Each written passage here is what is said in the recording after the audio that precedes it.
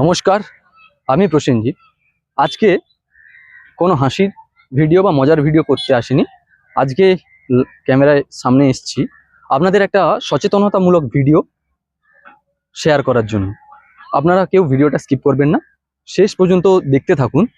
বর্তমান সমাজের যা পরিস্থিতি, আপনারা প্রায় নিউজ চ্যানেল বা খবরের কাগজ, বিভিন্ন সংবাদ মাধ্যম আপনারা দেখছেন।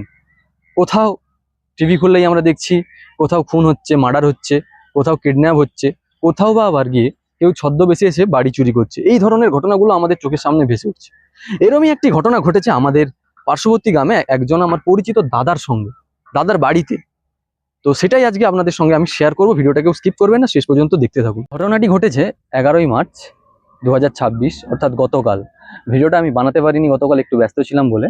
তো আজকে ভিডিওটা আমি আপনাদের সঙ্গে শেয়ার করছি। ঘটনাটা কি হয়েছে পুঙ্খানুপুঙ্খভাবে আপনাদের সঙ্গে আমি আলোচনা করছি। ঘটনাটা হয়েছে ঠিক সকাল 10টা নাগাদ, 9:30 থেকে 10টা নাগাদ হয়েছে। ওই দাদার যিনি মা, অর্থাৎ আমার জেঠিমা হবেন সম্পর্কে, উনি সকালে যেভাবে স্নান করে মন্দিরে জল দিচ্ছিলেন, ওই সময় ফেরিওয়ালা যেভাবে আসে, আপনারা দেখবেন আপনাদের বাড়ির আশেপাশে এসে থাকে চুলের বদলে বাসন, বা বিভিন্ন দোকানদার যিনারা ব্যবসা করতে আসেন। হ্যাঁ, তবে কিছু ব্যবসায়ীদার আছে যারা সৎ পথে ব্যবসা করেন বা ব্যবসা করার মানসিকতা নিয়ে আসেন, আর কিছুজন অসাধু ব্যবসায়ীদের ছদ্মবেশ ধারণ করে তাদের টেন্ডেন্সি থাকে কারুর বাড়িতে চুরি করা, কোনো বাচ্চা কিডন্যাপ করা, এই ধরনের টেন্ডেন্সি নিয়ে আসে। তো এই জেঠিমা ঠাকুর মন্দিরে জল দেওয়ার পরে উনি বাড়িতে একাই ছিলেন। দাদা একটু মর্নিং ওয়াকে বেরিয়ে যায় আর জেঠু কাজে চলে যায়। ঠিক সেই সময় একজন বাসনওয়ালা, আমরা সাধারণত একজনই আসে জানি, ওনারা দুজন এসে ওনাকে কিছু একটা বলছিলেন। বলতে বলতে বলতে বলতে জেঠিমাকে কিছু একটা স্প্রে করুক বা কোনোভাবে ওনারা কায়দা করে নিয়েছেন। মানে ওনারা যা বলছেন সেটাই জেঠিমা করছেন। যেমন জেঠিমা ওনাদের কথায় বাড়ি থেকে 8,000 টাকা বের করে নিয়ে এসে ওনাদের হাতে দিয়ে দেন।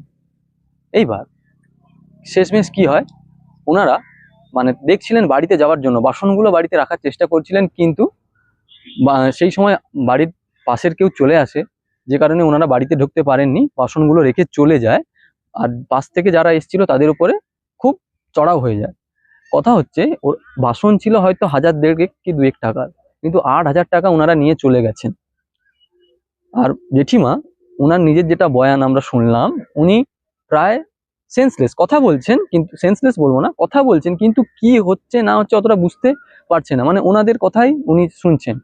তো এই ধরনের ঘটনা দেখে থাকবেন, আপনাদের বাড়িরও আশেপাশে কোথাও না কোথাও ঘটেছে। তো আপনাদের বলবো, এরকম যদি কোনো ঘটনা ঘটে, হঠাৎ যদি কেউ অজানা লোক আপনাদের বাড়িতে আসে, আপনারা চেষ্টা করবেন ওদের থেকে এড়িয়ে থাকার। কিন্তু কেউ সরাসরি ওনাদেরকে বাড়িতে ডাকবেন না, বা কাউকে যদি সন্দেহভাজন ব্যক্তি হয় বাড়ির আশেপাশের লোককে জানান। তার থেকেও যদি বেশি সন্দেহ হয় আপনারা লোকাল থানায় খবর দিন। এই ঘটনাটির যে ফুটেজটা রয়েছে আমি আপনাদের সঙ্গে শেয়ার করছি। আমার এই ভিডিওর মধ্যে আমি এই ফুটেজটা দেখাচ্ছি, কারণ ওনার বাড়িতে সিসিটিভি ক্যামেরার মধ্যে যেইটুকু ঘটনা ধরা পড়েছে সেটা আমি আপনাদের সামনে এই ভিডিওর মাধ্যমে দেখাচ্ছি। আর সেই সঙ্গে এই ঘটনাটি গতকাল সংবাদ মাধ্যমে বের হয়েছিল, সেটাও আমি আপনাদের তুলে ধরছি এই ভিডিওর মাধ্যমে। তাই জন্য আপনাদের সকলকে বলবো, আপনারা সাবধানে থাকুন, সুস্থ থাকুন, নিজেরা সতর্ক থাকুন এবং চোখ কান খোলা রাখুন। যে কোনো সময় যে কারো বাড়িতে বিপদ ঘটতে পারে। এরকম অনেক অসাধু ব্যবসায়ীরা বেরিয়েছেন, যারা জানে, ওরা জানে যে বেশিরভাগ বাড়িতে ছেলেরা অর্থাৎ পুরুষরা কাজে বেরিয়ে যায়, মহিলারা থাকেন, ওনাদের বোকা বানানোর চেষ্টা করে, বা কিছু ওরা স্প্রে করুক বা কোনো কায়দা করে বোকা বানিয়ে এইভাবে টাকা লুট করে নিয়ে যায়। এমন ধরনের হয়তো আপনারও বাড়ির আশেপাশে ঘটেছে। তো যদি ঘটে থাকে আপনিও অবশ্যই কমেন্টে জানান। আর এই ভিডিওটা এত পরিমাণে শেয়ার করুন যাতে প্রত্যেকটা মানুষ সজাগ হতে পারে, জানতে পারে আমাদের আশেপাশে কি ঘটছে। ধন্যবাদ।